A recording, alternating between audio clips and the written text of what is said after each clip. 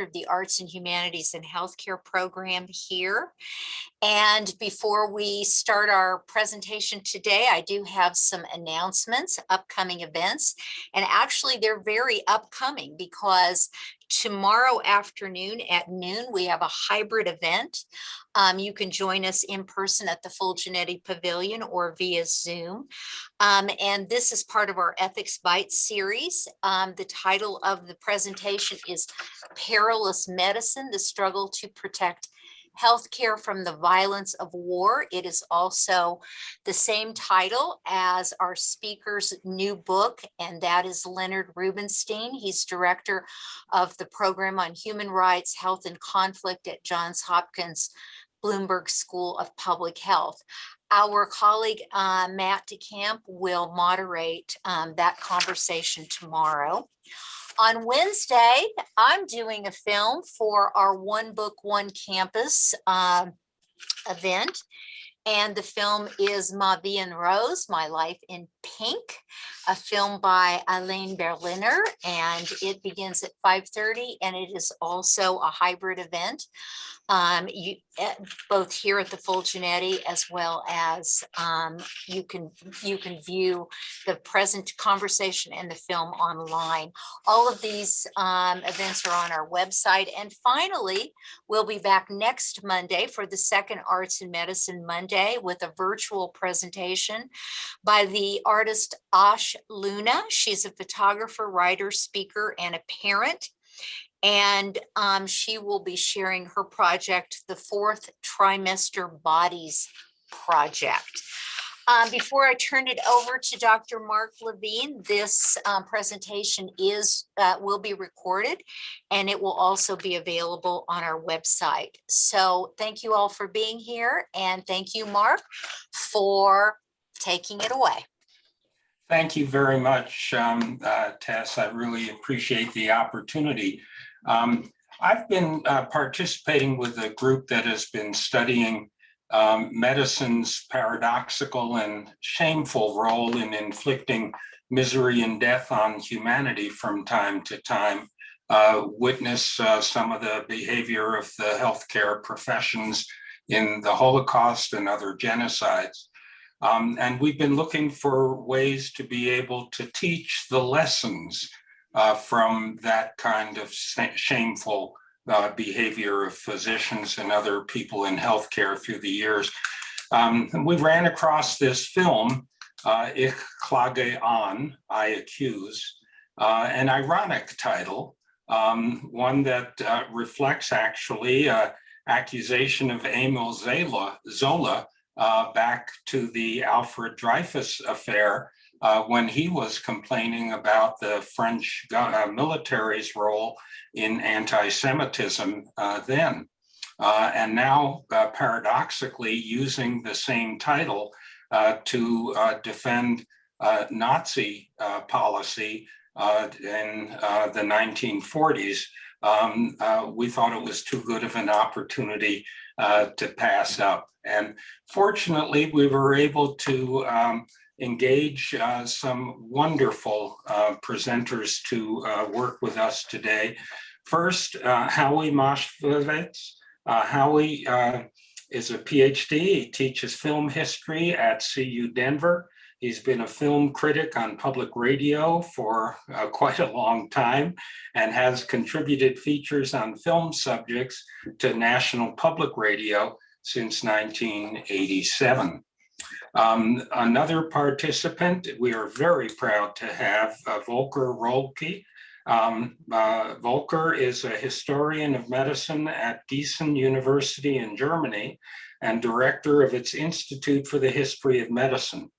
His main interests and the subjects of his teaching are the history of eugenics, medicine during the Nazi period, and the history and ethics of human subject research. He is a member of the new Lancet Commission on Medicine and the Holocaust, as is our final contributor to this program, Matt Winia, who is also the director of the Center for Bioethics and Humanities at the University of Colorado. The Lancet Commission, I think, is a very important activity in this area of increasing importance to the health professions. And I hope that at some time in our conversation, we can explain a little bit more about how that fits in. But right now, I'd like to turn the microphone over to Howie and have him introduce the film. Thanks, Mark. The first time I watched this film, I very deliberately watched it without any context. I know, Mark and I think Matt had sent me some things to read and all of that, and I decided I just wanted to watch it. And if you watch it first time through, it's kind of bland. It's low key most of the time. And it winds up, at least to my mind, again, without any context, as sort of a somewhat confusing, but still, in a way, overly focused film in favor of what we call assisted suicide. And then I started to check on context. And when I began to realize at least some of the extent of the context, it's interesting how a film, once you know something about it, it just shifts in your mind. And this is, of course, knowing all of that, knowing that all of the major figures who worked on the film, for instance, were banned from filmmaking for at least 4 or 5 years, which maybe isn't enough, but it was what they were, it's the time they got after the war. The writer of the novel that it comes from, Helmut Ungar, was a major proponent of child euthanasia. The director, Wolfgang Liebeneiner, won the Best Director Award at the 1941 Venice Film Festival. And we now think of the Venice Film Festival as very cool, which it is. But at the time, it was a fascist film festival. And most of the prizes were named for Mussolini. In fact, the Best Director prize was the Mussolini Cup for Best Director. And so when I started to understand this context and watched it again, the film is utterly insidious. I don't think it's a very good film, frankly, but in terms of its apparent purpose, which is to get people to kind of like the idea of euthanasia, it's very clever. And it moves very subtly and softly, and the movements between the characters, you can just see the intense focus on getting the audience to go along. And I've talked about this in Arts and Medicine before. The film is a melodrama. And melodrama is a very particular, what's called mode. It's a way of telling, a way of structuring things. And the basic elements, and I credit my dear friend Linda Williams, who's written the most brilliant stuff on melodrama. I credit Linda for this, that melodrama has 3 basic elements. It has a character who is innocent, who suffers unjustly. And that character's suffering, right, if you want to talk about D.W. Griffith's The Birth of a Nation, another horrendous melodrama, right? It's the entire South that suffers. But in this film, there's a couple of characters who suffer. And of course, it's unjust because it's just something that the world has done to them. And melodrama then leads you to certain kinds of conclusions, moral conclusions. And what I think is important to understand about melodrama is that it quite readily, and when it's done well, as this one does, it sidesteps your intellect. It sidesteps intelligence and brain and goes right to the heart. And you can't help feeling the need for this woman to be put out of her misery. It's all so logical and so deeply felt. She and her husband love each other. They profess their love over and over again. And there's this incredible conversation right after she's put away, where one doctor says, I didn't, she asked me to kill her and I wouldn't do it because I love her. And the husband says, yes, and I did kill her because I love her more. And you are just led down this path until the conclusion of the film. You're led to it and you feel it, you believe it. Yes, it makes sense, it's good. And the last thing I want to, because we have much to talk about with this film, the last thing I want to say is, and this is a highly technical film theory word, this film gives me the creeps. It's so insidious and so quiet, right up, killing her softly. It is so soft. And I just feel dirty after seeing this film. And I understand, it's tremendously important for the things, particularly that Volker is going to talk about, but it's a creepy movie. And I hope that I never have to see it again. Although I'm glad that I've seen it now 4 times. Your turn, Volker.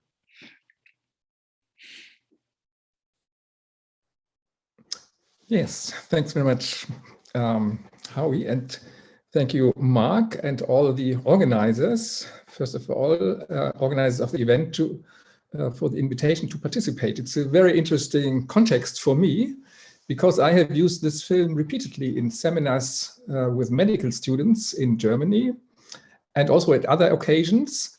Actually, one time in Switzerland at an evening event, and I did the same as Howie just said it. I didn't tell the audience anything about the context. I just showed the film, first of all. And then there was a discussion starting, and it was a discussion about the legitimacy or justification for active euthanasia. And only once I introduced the context, people became very irritated. And well, anyway, so that's a little similar sort of situation as you described it for yourself. Well, I always found that this film was a very good entry point into the ethical issues raised by medicine in the context of the Nazi period and the Holocaust, but also ethical issues actually which are relevant for us today. And now I'm of course very curious and looking forward to the discussions today in this specific context. Let me tell you a few very brief sentences on the historical context of the film. The film was produced in the early 1940s and launched in public in the autumn of 1941. It was shown all over the German Reich in cinemas as a motion picture, but it was also shown outside of Germany, for instance, in Switzerland. It was broadly sort of reviewed in newspapers and so on, fairly positively. Sometimes the reviewers said, well, it's a little bit sentimental or melodramatic, but it is very touching. And it brings up very important questions. So that was what you could read in the newspapers, both in Germany and also in not Nazi occupied Switzerland. So the reaction was not that different, although in Germany it was quite clear that in the background there was censorship, and there were no really critical voices of the film.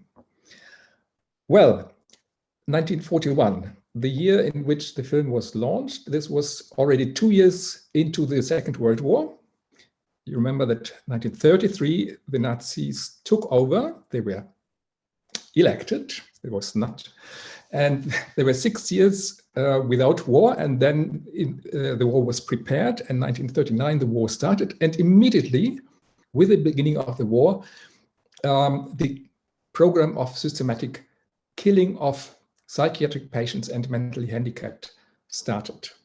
This was an idea which was not new in 1939 when it started, but it was discussed within amongst physicians and also in the political sphere before, during the Nazi period, but also it has to be stressed, it had been discussed before 1933, both in Germany and also in the States, for instance, or in Britain or in Scandinavia, that it might be necessary or ethically justified to kill patients, mentally handicapped people who are considered not worthy of living.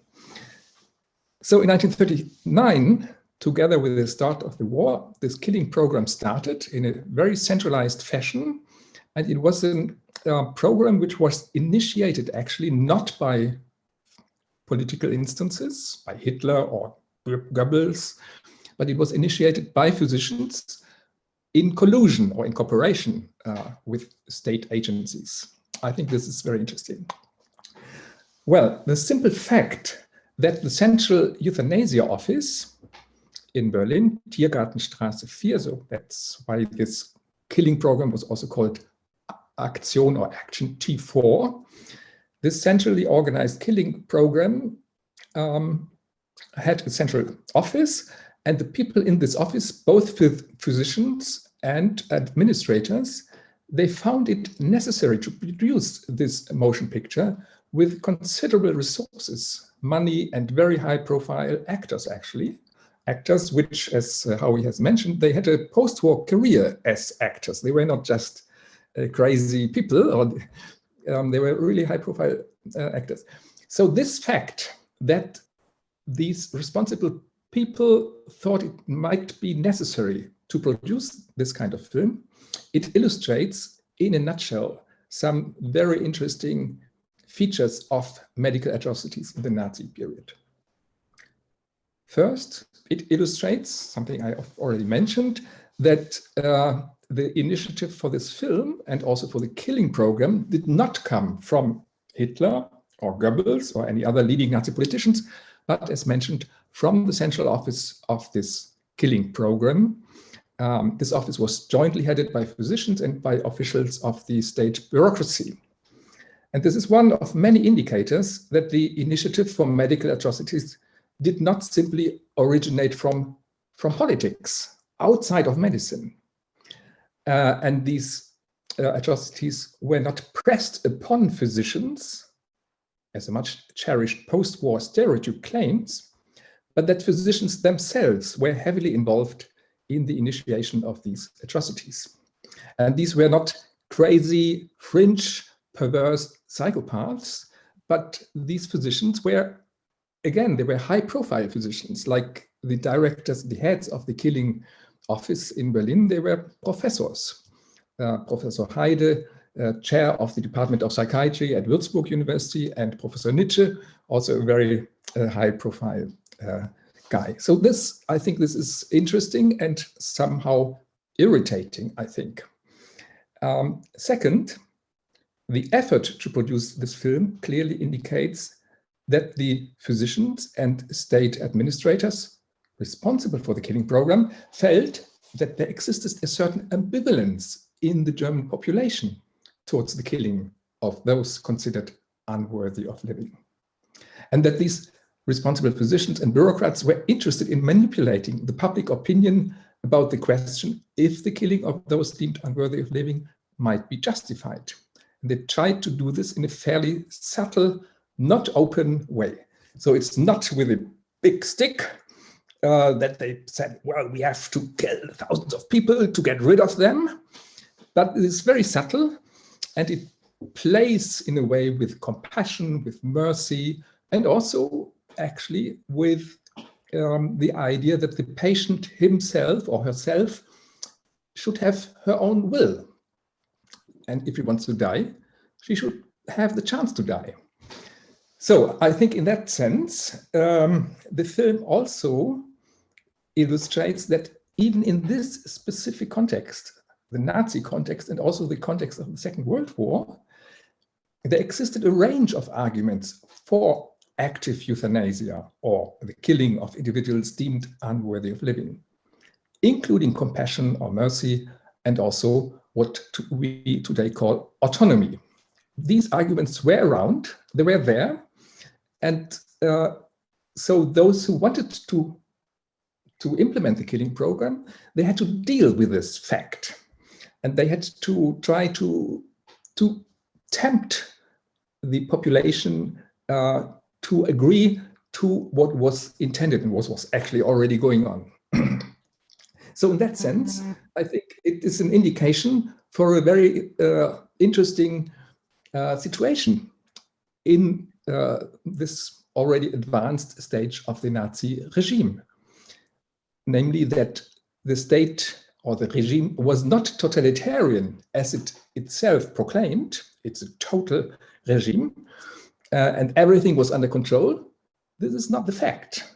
It was not everything was under control. Otherwise, this film would not have been necessary. And actually, this is interesting also, in particular for physicians, because they had a scope of action. They could behave. They had, of course, they had to find out what is the range of maneuver available to them. But there was a range of maneuver available. They just had to think about it. And those in charge tried to restrict that and to tempt the population to agree to the measures intended. So I think it's very, very illustrative for what was going on at that stage. And it points us to the fact that even in this kind of context, physicians have the possibility for choices, although, of course, it's a small range of options, but there is a range of options. Yeah, and there is individual responsibility. I think that's one of the core messages. Everybody has to decide himself or herself within this range of possibilities, this scope of action. Not everybody was forced to do whatever they did, yes, like killing patients. This is not the case. And this really draws attention to the necessity, even in such kinds of context, to think about the range of possibilities. Okay, I could go on talking about this. It's interesting that when the film was launched in September 1941, the centralized killing program had to be stopped preliminarily because there were some kind of rumors or even some kind of information in the population that this killing was going on. And the government was concerned that this could create sort of problems because the war should go on and they didn't want to have problems behind the front within the population. So they wanted the population to be calm, so they stopped the killing program, and it went on later in a more sort of covered, even more covered fashion. So at this stage, at the same time, the Central Killing Office wanted to create sort of an atmosphere in the population which agreed to these killings. Well, I think we should turn to the film now itself, and we can discuss further questions and historical details once we have seen some of the passages of the clips of the film. A quick comment along with what you're saying, Volker. The film is very gentle and, you know, and soft-spoken, so it fits with what you're saying. And Hannah is, I mean, she wants to die because she's in pain, but she also wants to die because it's an act of generosity for her husband. And by extension, it's an act of generosity for everybody else, you know? Yes. Mm-hmm. She's so nice. Yeah. She wants to take the burden and the responsibility from the others. Yes. And want to take the decision herself. It also shows some kind of the ambivalence of the concept of autonomy, I think. Because, I mean, she is saying that she wants to die, but is it autonomous in this kind of situation? Yeah, it creates some questions. And I think Right. this is very interesting for today's discussions. Right. And the whole question of autonomy, of a character's autonomy in a highly directed fiction is, problematic. Yeah. Do you want me to say something about the clip, David, or watch it first?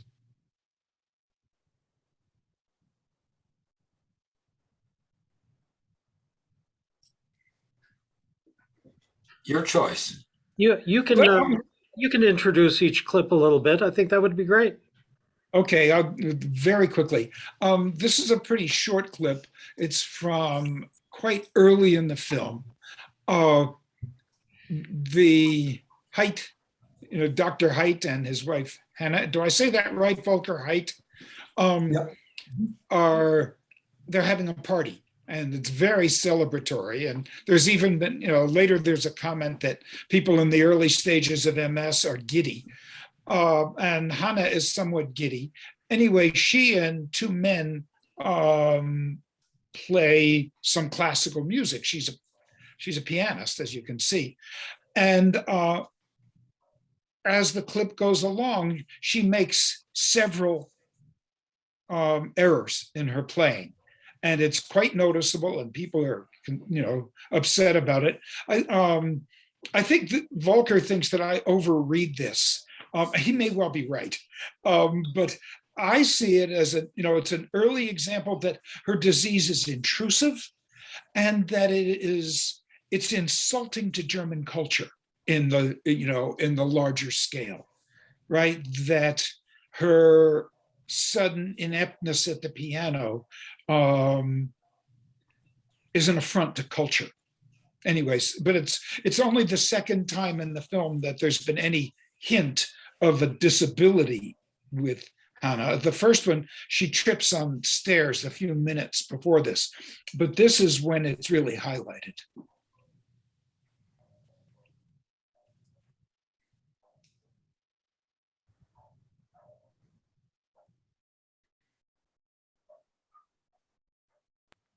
It got stuck on me, but I'll fix it. You're nice.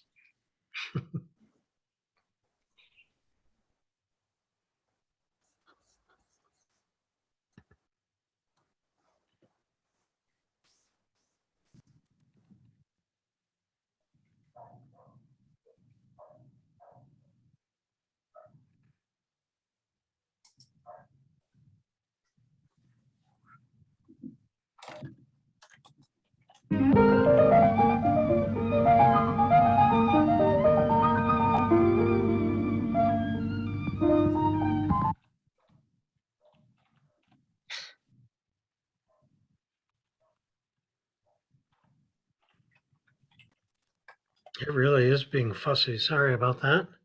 Maybe it's because we have so many people here, but we're going to try it one more time.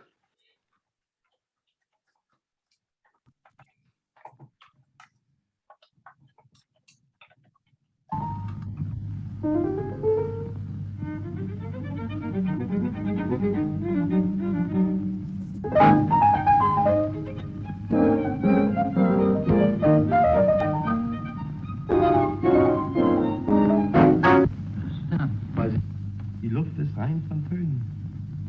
Ich glaube, wir können wieder rübergehen. Ne? Ist das mit der Hand nicht größer? Ja, seltsam. Für jeden Finger einen Arzt und keiner weiß, was hier fehlt.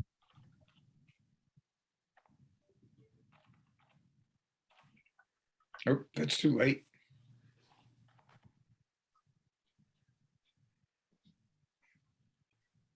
Next clip. Oh, do you want to see the next clip, or does anybody want to comment on it, or are we just going to go through the clips?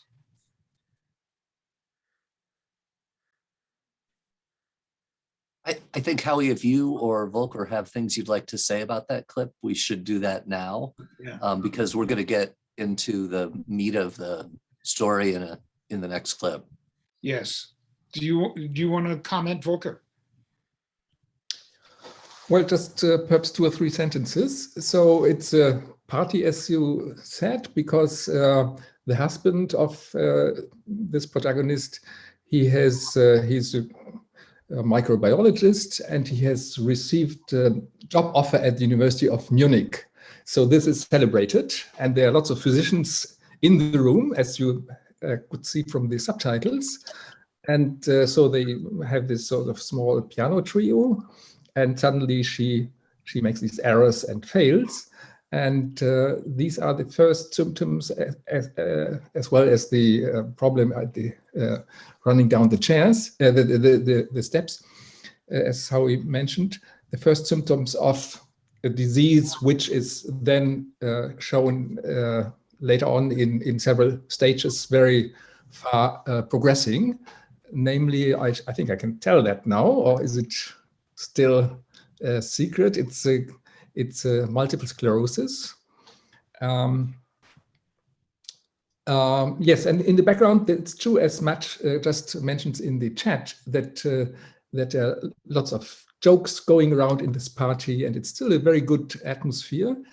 But once the story goes on, we see that the disease which she apparently has, Hannah, is very quickly progressing, and it's really disabling her very quickly. Well, so far. I just thought, to Howie's earlier point, the mood of this film at the outset, and really for the first 15 minutes or so, maybe longer, is jubilant. It is soothing. It's funny. You don't, except knowing where the trajectory is going, you would not be certain that this was going to be a tragedy. So it lulls you in. Mm-hmm.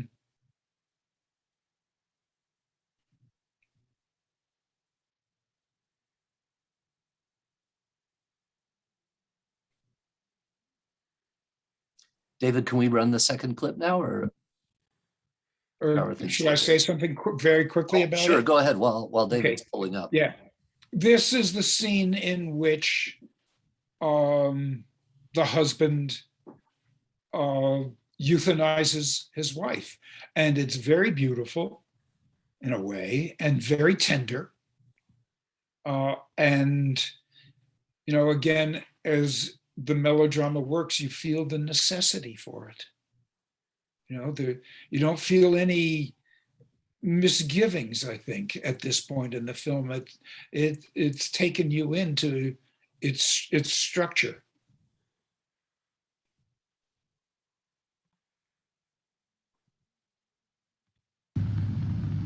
Das letzte Stadium. Du weißt es bestimmt.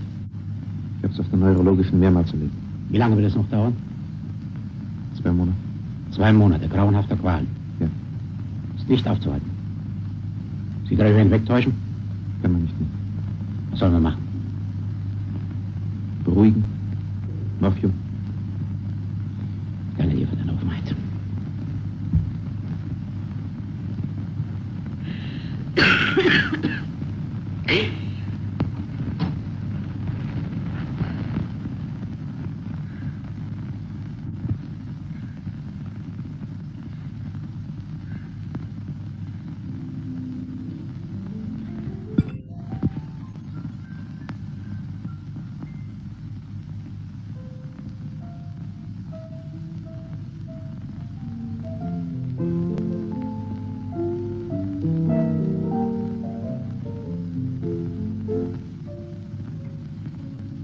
Accompanied by the piano.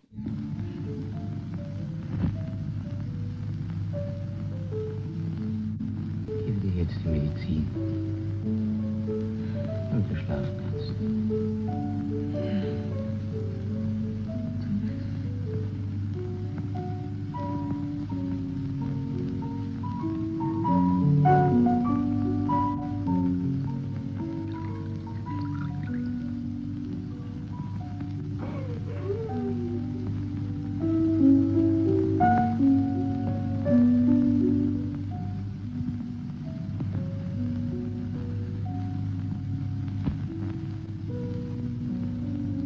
schmeckte bitter.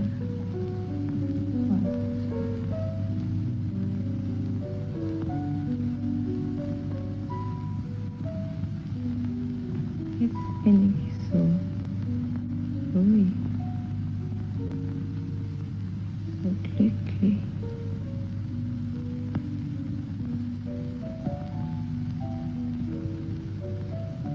Weißt du noch, Thomas, wie ich damals zu dir kam und fortgelaufen war von zu Hause und solche Angst hatte. Da sind wir auch so gesessen.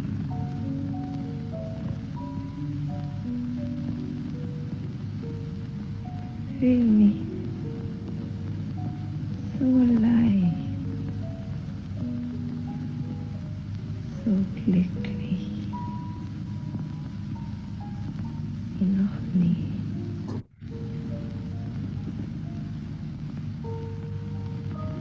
Ich wünschte, es wäre der Tod.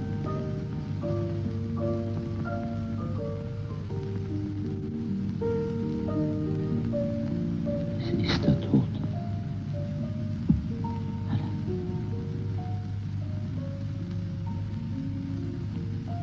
Wie ich dich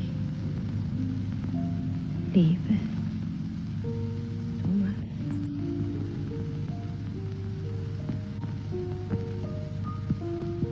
Ich wünschte, ich könnte dir die Hand geben.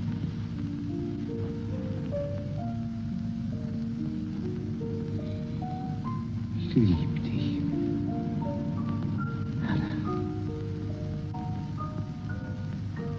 Ich liebe dich, Thomas.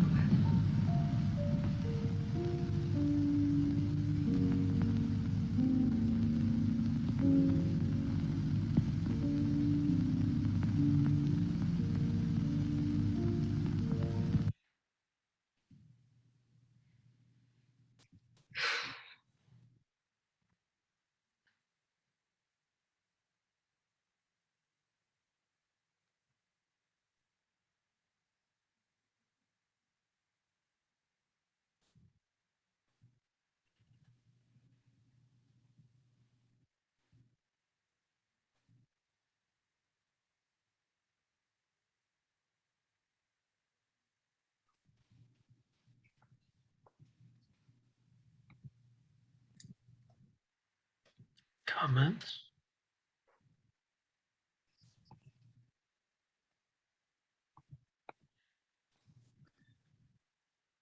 I mean, watching it again, I'm impressed by how graceful it all is and how narratively satisfying, because it fulfills in a way, the demand of the story, that it's moving in a certain direction, and that for the audience is right.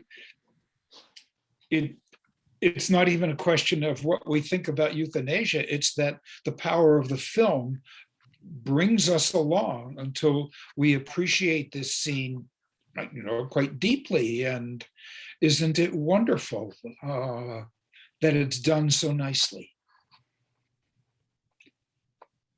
How can we differentiate this from contemporary help with end-of-life issues?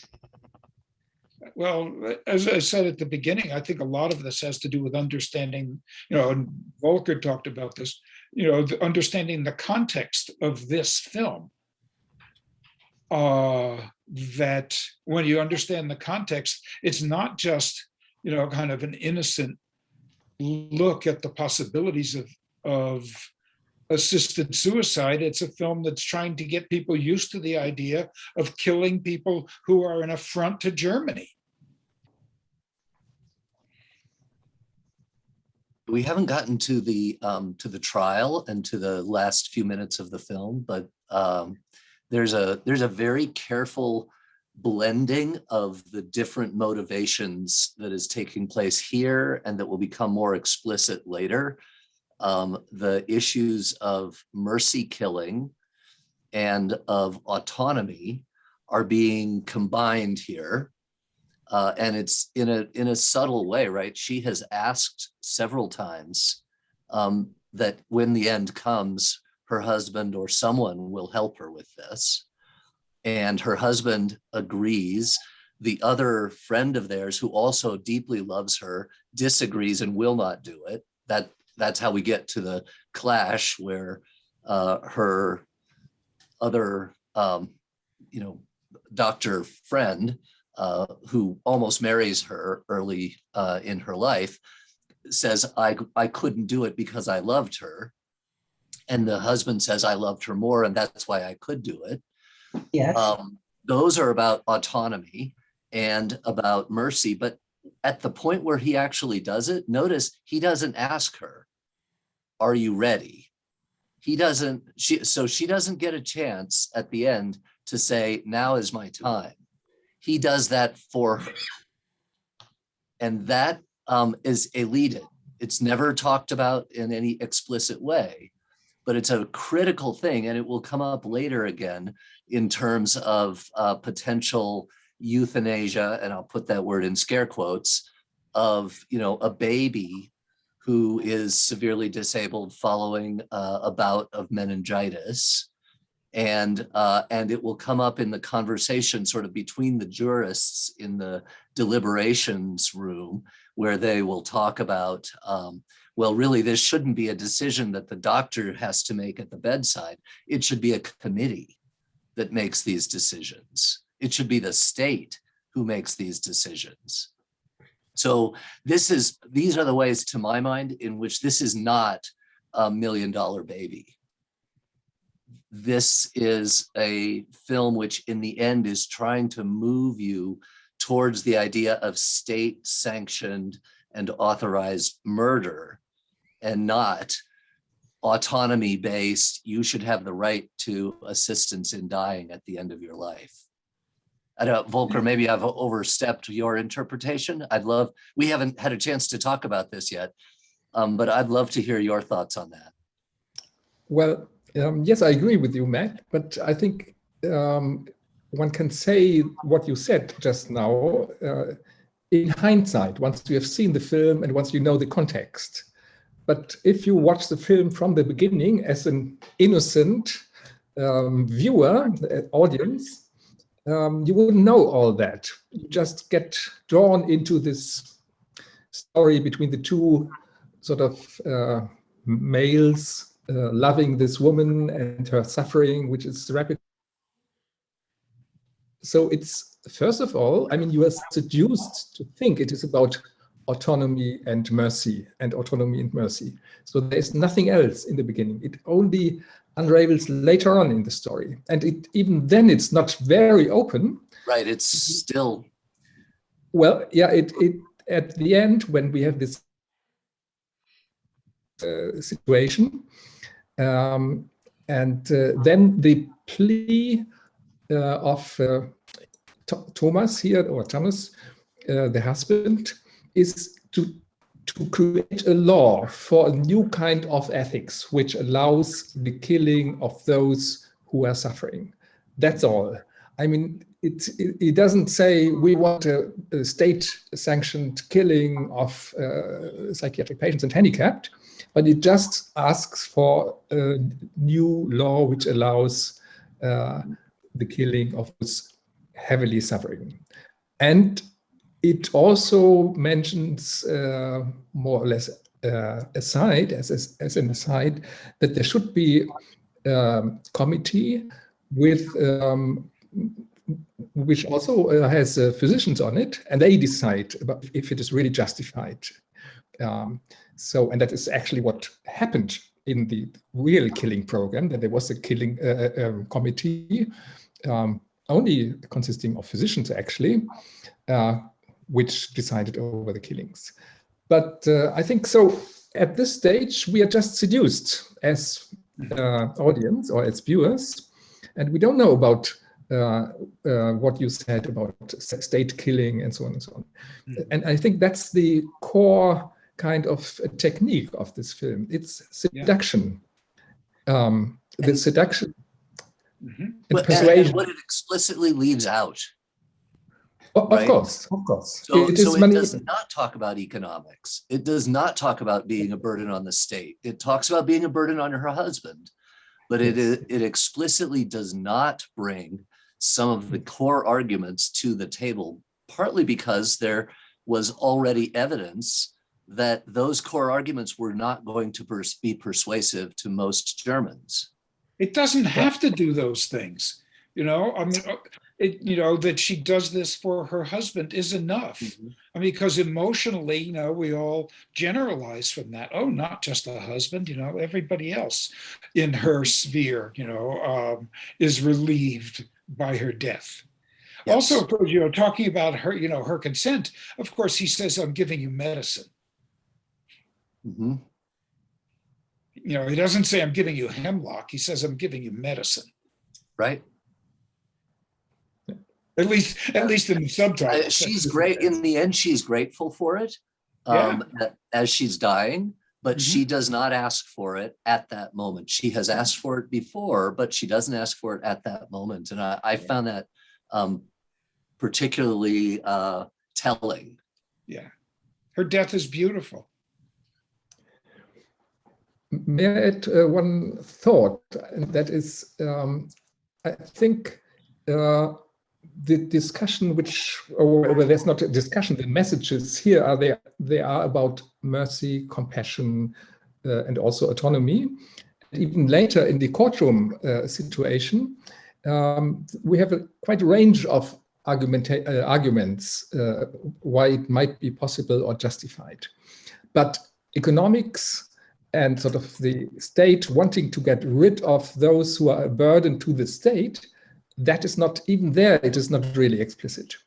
So I think it is interesting because you can seduce an audience by arguments which are interesting, which are in a way intriguing, yes, and convincing, by bracketing out some other thoughts and rationalities which you have.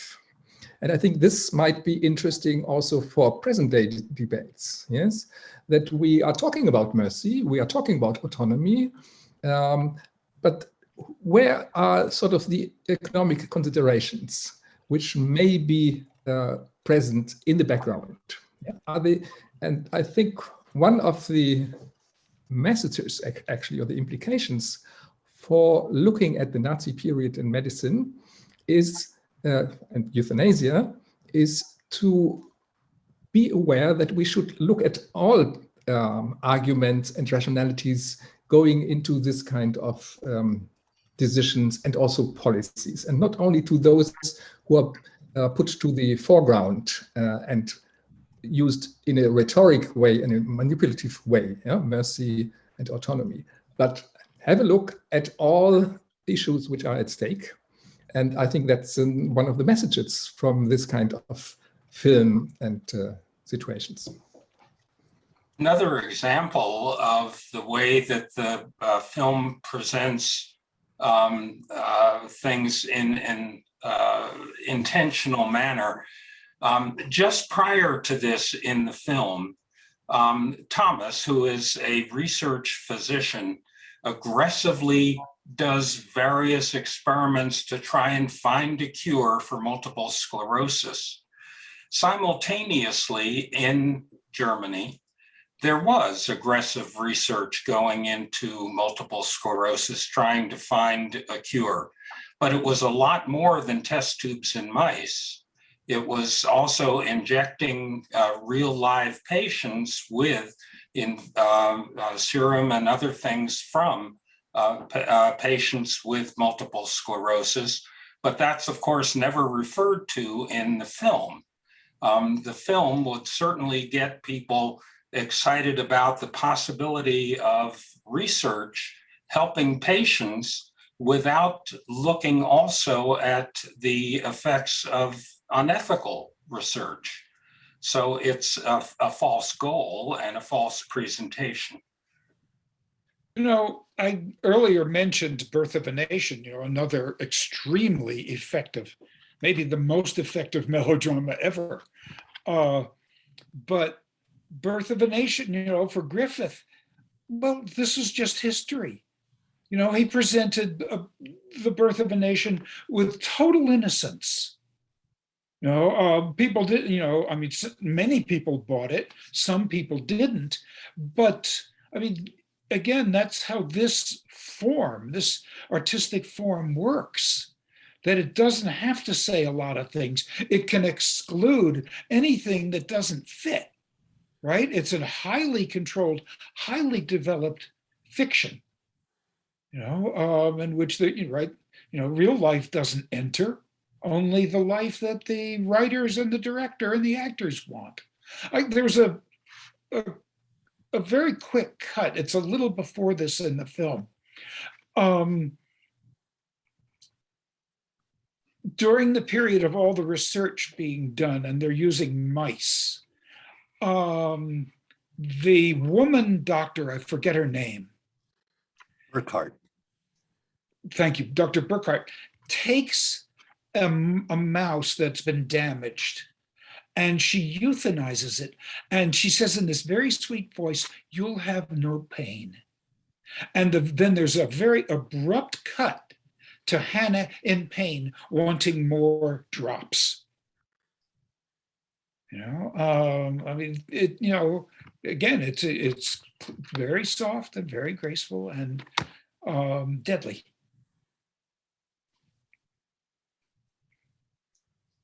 Yeah, I think in the parallel story that's going on with the child, whom the doctor who's against mercy killing, he treats this child very aggressively, trying to save it from a bout of meningitis. And of course, at the time, the conversation with the parents and him is there anything you can really do? And he essentially sort of says, no, there's really nothing we can do. It's a deadly disease. You just have to watch. But then he sort of goes back to the bedside and tries some things and ends up saving the child, who then is severely disabled. And the parents call him back to say, look what you've done. You thought you were doing the right thing, but look how you have left this baby in pain. And I think they call him demented, blind and demented, I think is the phrasing that they use.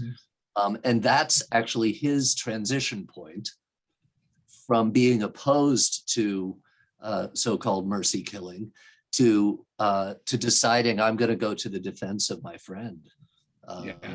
Because previously he had been the one who accused the friend, and now he's starting to feel guilty himself about his mindset as a doctor.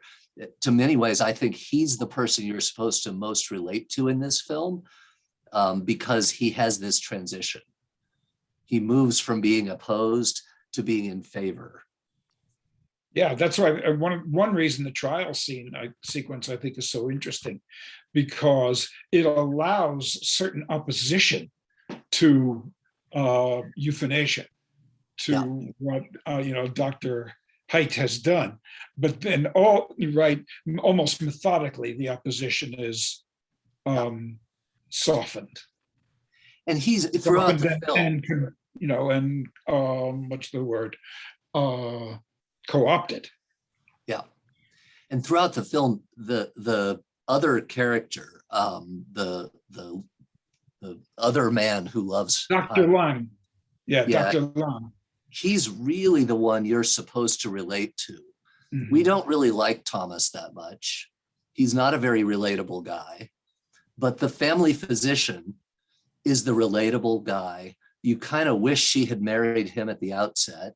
He comes across as being the humanitarian in the film. And so watching his transformation, I think is supposed to be the message of the film.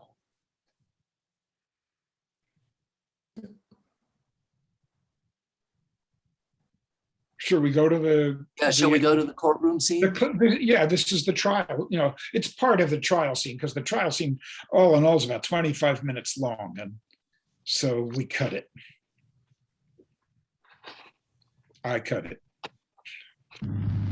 Verehrungswürdigen kranken Frau meines Kollegen Heid war das Leben, sowohl körperlich wie geistig, zu einer unerträglichen Qual geworden. Das habe ich selber gesehen. Dazu kam noch die große Sorge um den über alles geliebten Mann, den sie I don't have an image. Are others not seeing the movie? allein sah. Sie Yeah, I'm not. You might need to reshare. Not seeing the movie. An allen Gliedern Yeah, we're just getting Sonst audio, hätte but no ich video. Zweifel. All right, we'll try it again. Fussy, fussy, it is. Let me turn off the captioning too for a minute if I can.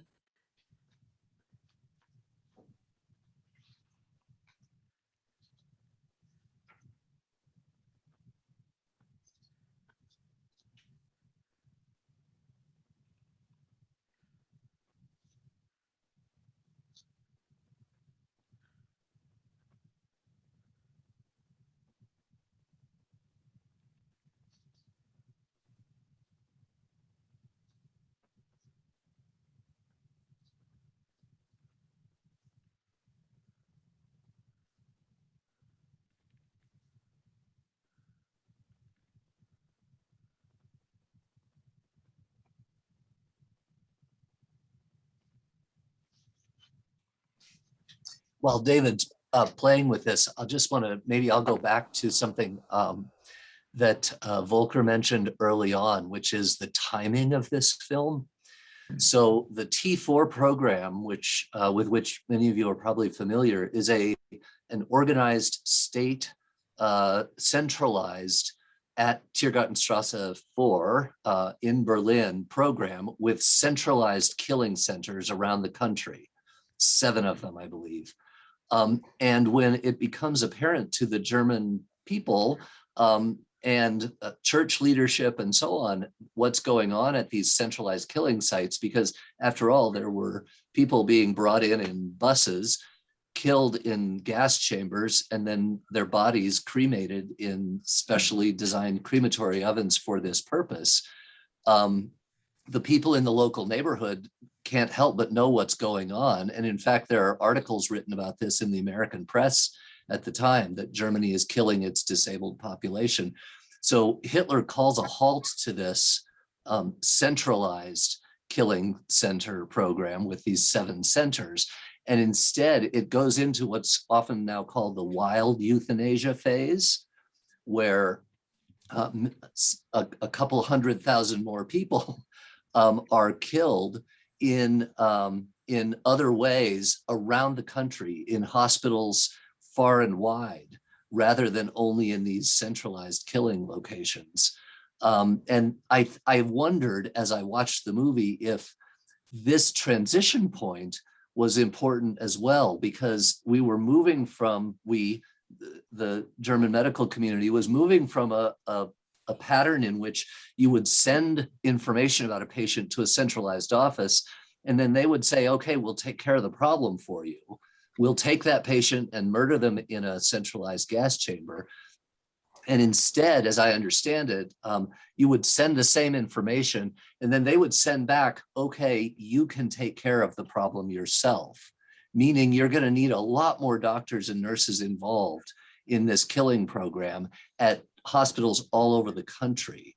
So you'll have hospitals that, you know, operate like normal hospitals, but at the same time, in the same wards, often in the same room, you would have one patient who was marked for death, and the clinicians would be responsible for causing that to happen. So they were no longer being gassed in gas chambers. They were now being given overdoses of drugs and starved to death, or injections of phenol to the heart, those kinds of methods, which really require the one-on-one interaction of many more physicians.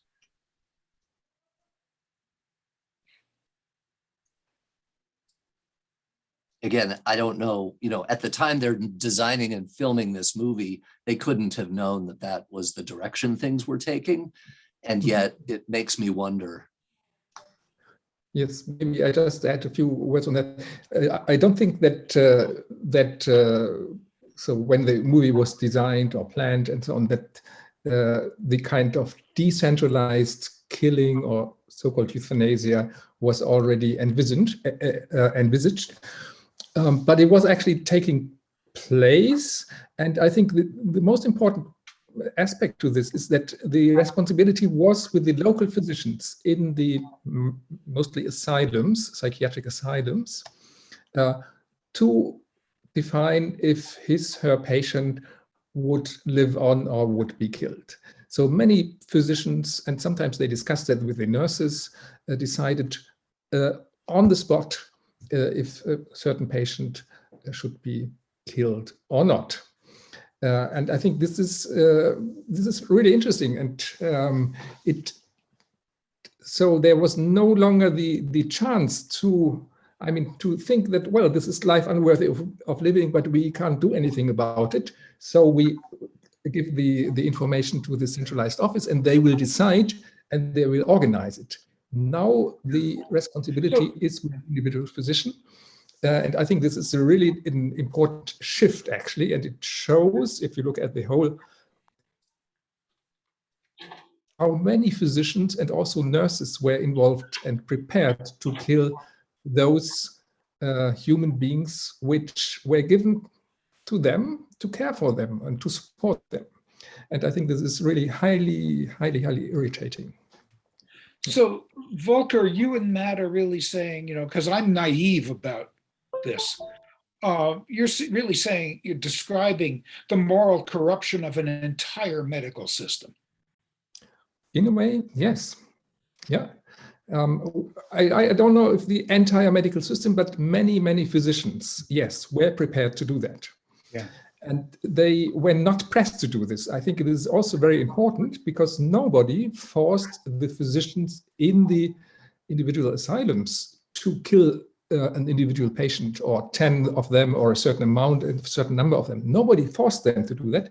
They decided it themselves. Yeah. And this is really, as you say, I think it's a strong indication for the fact that this was not pressed on them from outside, or that there were a few fanatic Nazi physicians who were prepared to do that. Yeah. We just lost sound. Well, while we're there's a sidebar I'm having with Dr. Christine Mitchell, and I wonder if Volker, you want to address this issue of the fact that this film is made at a sensitive part of the war, a very intense part of the war. It's not made in peacetime, and yet there is zero reference to the war. I detected only one instance when they come back into the courtroom and the jurists are just putting their arms down from a Nazi salute, but otherwise you would never know that this was taking place during a war.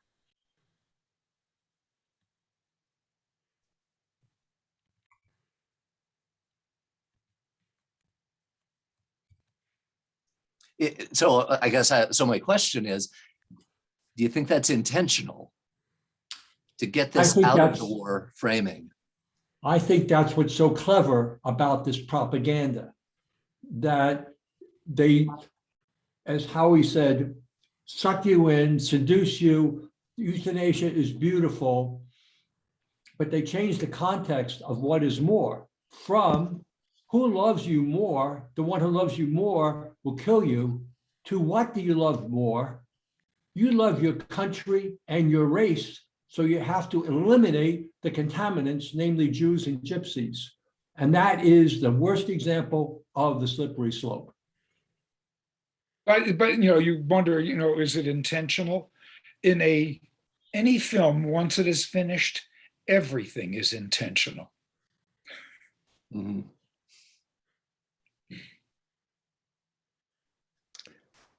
Sorry, I was just 2 minutes offline. I don't know why, so I couldn't follow.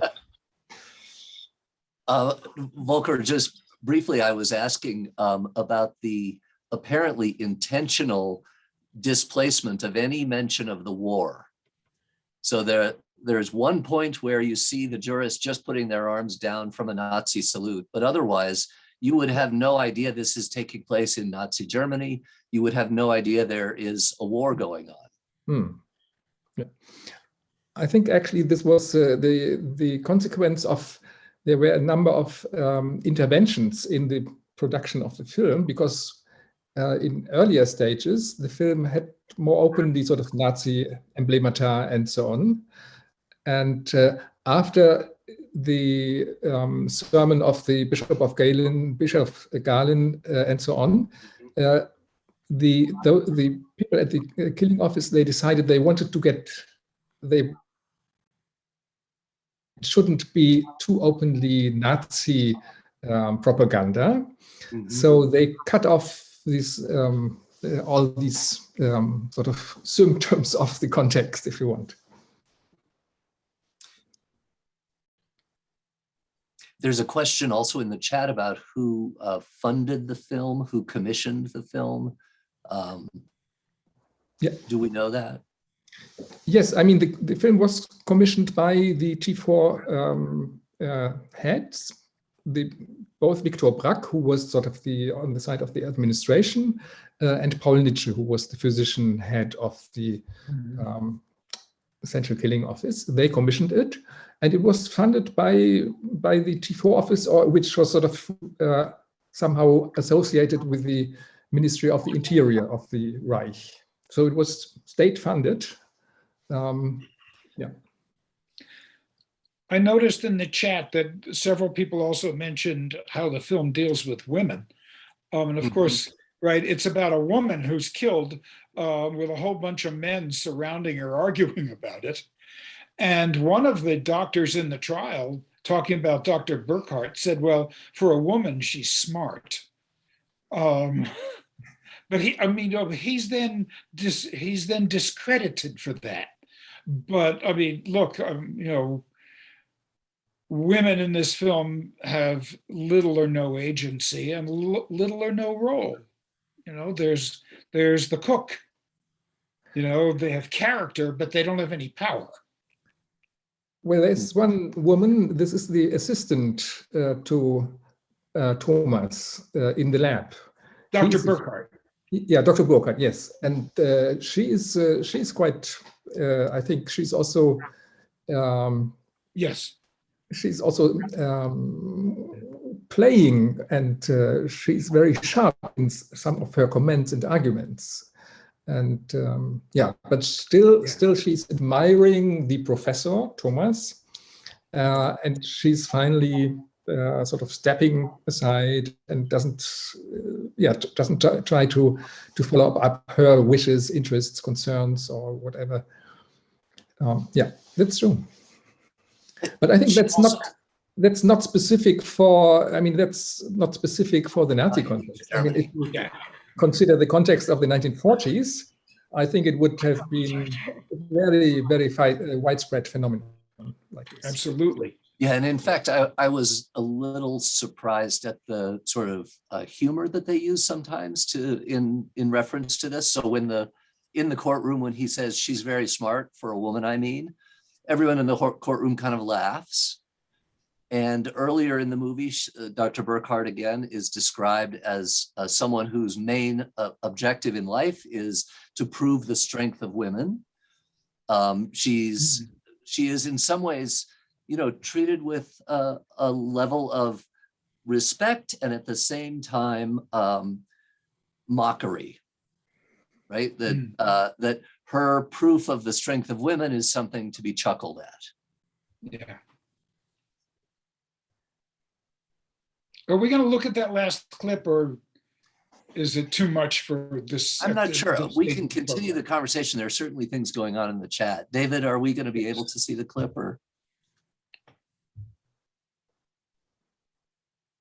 We may have lost David. It's a long clip.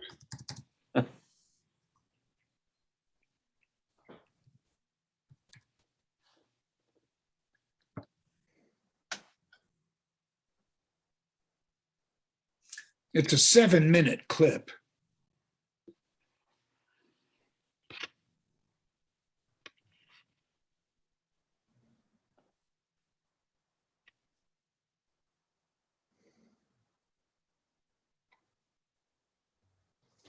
would be nice if we could have it.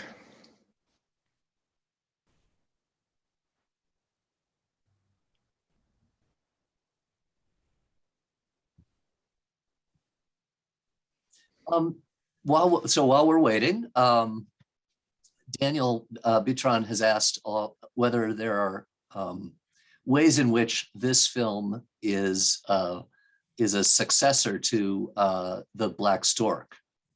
And Howie, perhaps you're the best to. No, I am not. I don't know The Black Stork. Okay.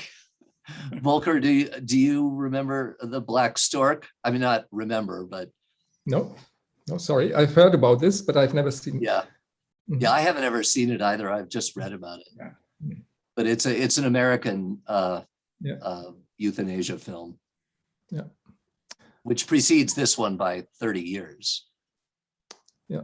Okay, but sorry, I'm not prepared sort of to for a very insightful discussion of that.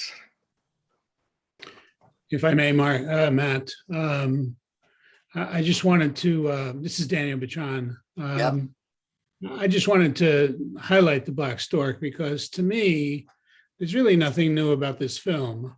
A lot has been made about the context of the film. Had we known this was produced by the Nazis, we would have seen it under a different light. The same could be said of The Black Stork. It was an American production, and it was exculpating the actions of a physician for killing children who were deemed to be, less than survivable. The physician was the main actor in the film himself. He starred in the film. It was a silent production.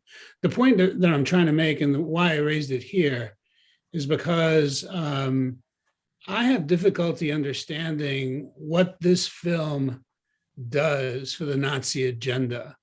If that could be talked about a little bit more, I would appreciate it, because for me, without any context, as has been talked about, when I watch this film, I see it as a mouthpiece for physician-assisted suicide.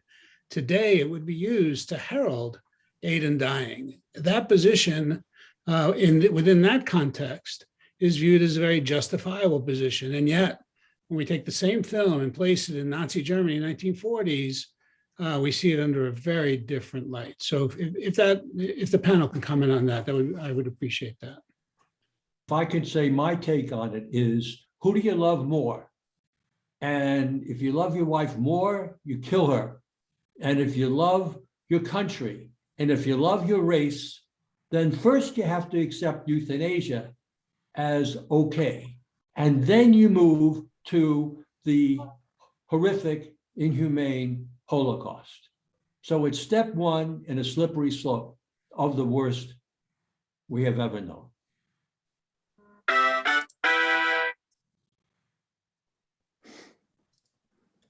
I've had to move computers and now I'm on a new machine and I could try this one last time for us, the courtroom scene. Yes, please.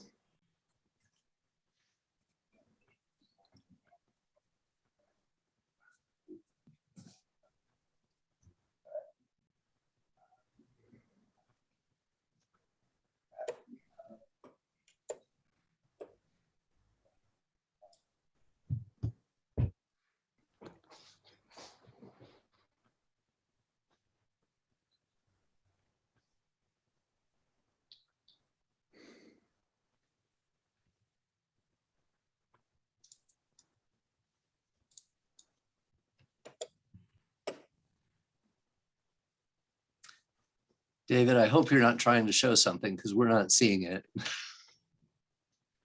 I guess I give up. Okay. Right, Uncle. We did have a comment in the chat about, there are a couple points in the film actually. So one, Connor Heilman said, Dr. Lang, Bernard expresses that as a doctor, he might be lucky enough to help a few patients in his career, whereas Dr. Haidt is able to help thousands because he's a researcher. And there's a point also in the trial where Dr. Burkhardt, the female character, says, a great man, a great researcher must also be a great man. So there is a sense in which this film is aggrandizing or reifying the role of researchers over that of clinicians, the family doctor, the simple family doctor, right? And I wonder if that, again, to Howie's earlier comment, I suppose everything is intentional, but to what extent is that a piece of the propaganda in this film? May I just say a few words about that? I think it's a very commonly shared idea, actually, in the medical community that doing research is something very, very good and very important for humanity in general. So I don't think this is very specific for the Nazi context or for this film, but I think it's a broadly shared assumption, the importance of doing research. The question, which is not asked and not discussed in the film, is at what costs, or what is the price for doing research?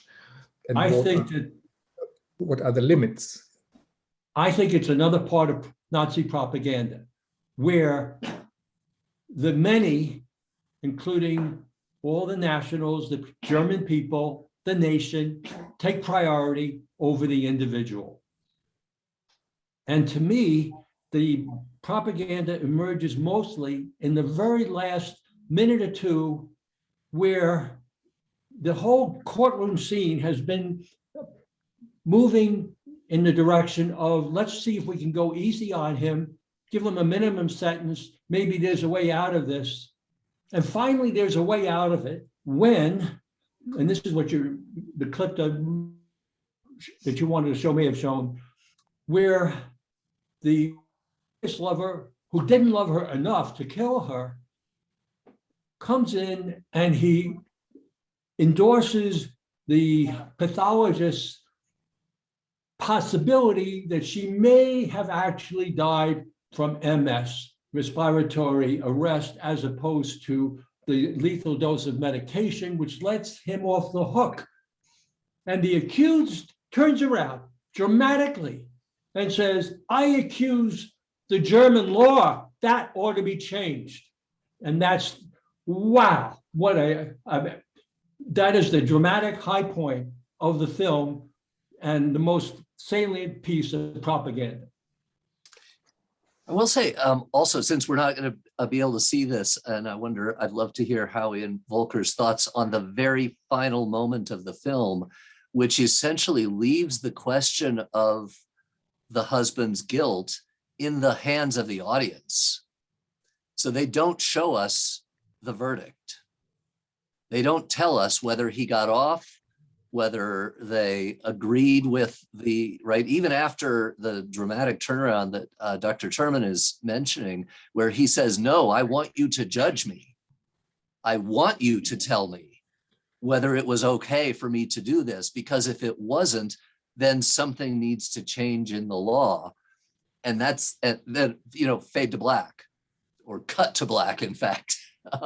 So it leaves this question of his guilt in the arms of the audience and not in the arms of the jury, or I guess it's a panel of jurists. I think the thrust of the film in its closing minutes is that he done good, that he's the voice of how things should be. And I don't see much doubt in that. Well, one might add that, he is arguing for a new law, and he's also arguing for a new ethics in a way. There's an old ethics which protects life in any case, and which doesn't allow mercy killing. But the age of this kind of ethics is over. That's the implicit argument. It is explicit actually already in the debates in the 1920s, when some of you or many of you may know the small booklet by the psychiatrist Hoche and the lawyer Binding and Hoche. They make a strong argument for active euthanasia, and they exactly make this argument, it's this kind of ethics and also law is sort of outdated. We need a new ethics. And Thomas here in the final scene in the courtroom, he well, wants us as the audience to say that, yes, and to support the government in creating a new law. And there's also in context actually, which I have not, or we have not mentioned yet, that there was a euthanasia law in the pipeline in a way at that stage, and there were physicians, lawyers, and some public health officials and people from the state were discussing how the exact wording of the euthanasia law should be. This was going on at the time when the film was shown. And the new law should allow both mercy killing on the demand of the person suffering, but also the killing of those who are judged from outside as being a burden to themselves or to society. And the discussions were going on, and finally the process of drafting this law were stopped because Hitler and others said, well, we wait until after the final victory, then it's no problem to have such a kind of law. But if we have it now, our enemies, they will use it for propaganda purpose. If we have a law which allows sort of killing of people. So after the war, we will have it. And in a way, the film is sort of accompanying this kind of process of drafting a law. And it asks us as the audience to support this kind of move and to support a new law and a new kind of ethics, which allows the killing of those deemed unworthy of living.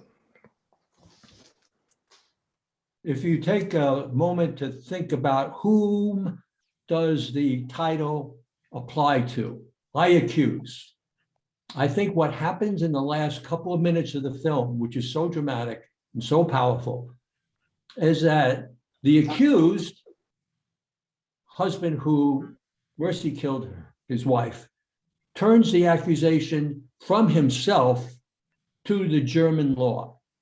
And that is what the movie director want to leave the audience with, whether he's guilty or not guilty. In fact, it leads up to the fact that he's going to be left off the hook and not prosecuted. But the person who needs, the entity that needs to be prosecuted, for which the I accuse applies, is German law. And that was super powerful to me. Yeah, and it's the old law. Yeah, it's a law which still dates back to the Weimar Republic or earlier times. And so it's still in existence, and the new government wants to get rid of this law. Yeah, but it also shows you that there existed two kinds of laws and ethics at the time in the 1940s. And I think this is an interesting observation. Francisco G. La Rosa was asking if he could ask a question verbally. Francisco, are you there? Yeah. Thank you so much for allowing me to ask a question. It's kind of difficult to expand those concepts in a text, but this is extremely important in our days. And I think that even though I enjoy all the deliberation and the change of opinions, what happens at that time, I think that the most important thing is how can we apply that discussion to our times nowadays? Because we learn that the supreme right in our life is human life. And the human life has been treated in different ways, both by cultures and by governments, as we can see in the film. And we other people can take ownership of the life of other individuals. And I completely get fascinated with this term that you were using as the slippery slope, in which little by little we start creating a different kind of paradigm in regards to the interpretation of human life. Just without going further than our own country, in the Declaration of Independence, we have this first line statement that all men are created equal. And then nowadays we are questioning that word of creation. When is the creation of a human being happens? If we interview biologists, everybody agrees that human life starts at conception. And now, you know, where my question is going to be, how are we going to fit our concepts of our values about human life with the current situation that we have in regards to abortion, for example? That is a very tricky area, and I apologize because I am strongly a pro-life person, but still I respect the law. And we have a law that allows that kind of killing to happen. In addition, we now have the euthanasia at the end of life, where we can have legislation that allows us to do it. So my concern and my, in some way, confusion is completely agree with all the concepts that were established in regards to the culture at that time about the Nazi Germany. But I'm afraid that I'm seeing some analogies in our days. How would you be able to create a dichotomy in regards to this kind of ambivalence that we have in our values in regards to human life? Thank you. Volker, we have 2 minutes. I'm sure you can answer that. Well, I could say something about that, but I think that's primarily a question to the bioethicist and not to the historian. It's up to you, Matt. So I think it's fascinating, and it is an important question because we spend a great deal of our time thinking about how do the lessons learned in the Nazi period have applicability today. And it is clear that there are ways in which the lessons of this history affect the ways that we think about abortion, the ways we think about end-of-life issues, and so-called right-to-die issues. And these are much more complex and challenging issues than they are portrayed in this film, right? The film, even as nuanced and subtle as it is eluding the issue that it's really trying to get to, which is that the state has the right to determine when you should die. That's where they're headed. And that's quite different from the conversation about, right to die in the US today, or in other countries for that matter, even where explicit euthanasia is legal. There's no one talking about the state should be able to decide when you will be put out of your misery, right? That's the bar, if you will, across the slippery slope.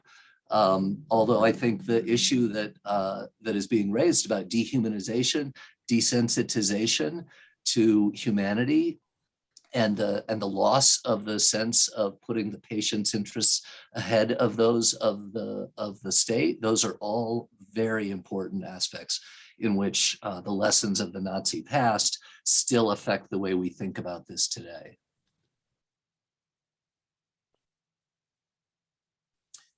That gets us to exactly 1:30 by my clock. And I have to say, even despite missing a piece of the film, I really appreciated the conversation. The chat was amazing in this session. Dr. Volker, Roelcke, Howie Movshovitz, Dr. Mark Levine, Dr. Tess Jones, David, Malia, thank you to everyone for helping us put this session together. It will be posted to the website so that you'll be able to see it in its entirety later, or forward it to your friends who wanted to be here and couldn't today. Thank you all so much and have a wonderful afternoon. Thank you. Thank you.